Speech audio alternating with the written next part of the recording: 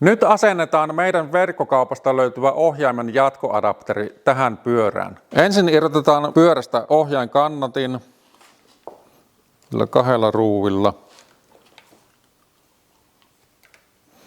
Ja nuo löysälle. Sitten otetaan tästä päältä tämä kiristyspultti kokonaan pois. Sitten lähtee tämmönen korkki ja ruuvi irti. Sitten otetaan vaan tämä ohjain kannatin irti. Noin.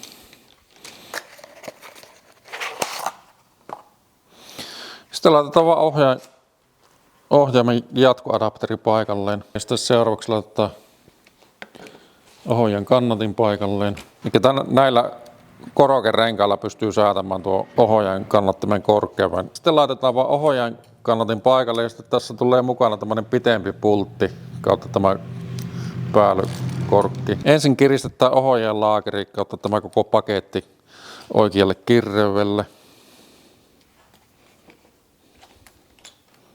Jatkoadapteri kiristetään seuraavaksi kiinni kahdella pultilla.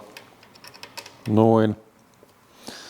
Sitten kiristetään seuraavaksi tämä itse ohjaajan kannatin kirjalle. Se on myös kahdella pultilla.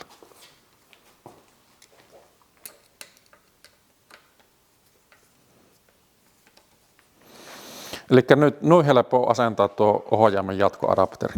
Eli asennus on erittäin helppoa. Tässä asennuksessa meni esimerkiksi tyyliin 2 minuuttia. Eli ei ole kovin aikaa vievä operaatio.